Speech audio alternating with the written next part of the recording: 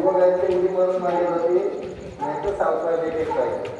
आता त्याच्याकडे माझ्याकडे बघा अगोदर काय करायचं दंडामध्ये साधारण दंडामध्ये दोन्ही हात फोल्ड करायचे जायचे खाली अशा प्रकारे आणि भुजंगासन घेऊन पाठीमागे परत या स्थितीमध्ये यायचं. हे दंडाचा प्रकार साधारण दंड. चला प्रयत्न करा.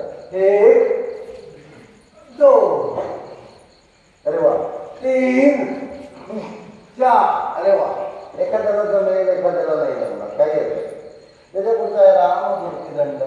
ज्या प्रकारे तुम्ही खाली कंप्लीट जाताय भुजंगासन करून तसंच खाली येतात परत रिवर्स घेत म्हणजे घातल्याप्रमाणे पुन्हा मागे येतात. चला प्रयत्न करा. 1 2 अरे वा खूप हा झाला राममूर्ती दंड.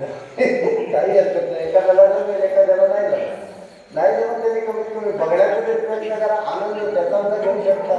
आता त्याच्या पुढे असतात वक्ष विकासक दंड. त्याच्यामुळे हाताचे तळवे अशा प्रकारे घ्यायचे हात आपल्या बाजूने आणि संपूर्ण शरीर ताट ठेवायचं.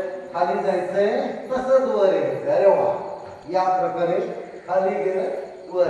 ही स्थिती तुम्ही करू शकता. त्याच्या पुढे येतात हनुमान दंड. दोन्ही हात अशा प्रकारे ठेवायचे. उजवा पाय उजव्या बाजूला घ्यायचा आणि दंड घेऊन यायचे. 1 डावा पाय डावा बाजूला 2. एखाद्याला जमेल प्रयत्न करायचा. नाही जमत नाही केलं काही हरकत नाही. आपापल्या क्षमतेनुसार प्रयत्न करायचा. श्वास घेत घेत श्वास सोडत सोडत. हाच अभ्यास जलद गतीने देखील करू शकतात. कशा प्रकारे करायचं हे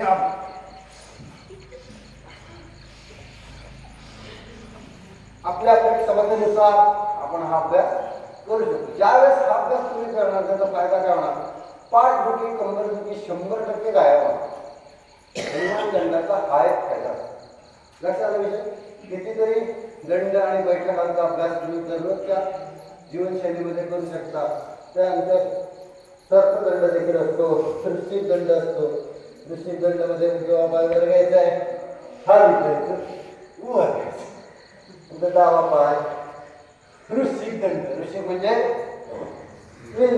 विंचवाप्रमाणे नांगीवर चालणे. आपापल्या क्षमतेनुसार अभ्यास आपण करू शकतो.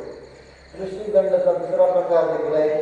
उजवा पाय डाव्या बाजूला आणि दंड आपण करू शकतो. एखादा अभ्यास आपल्याला नाही जमला काही हरकत नाही. आपापल्या क्षमतेनुसारच अभ्यास आपण करू शकतो.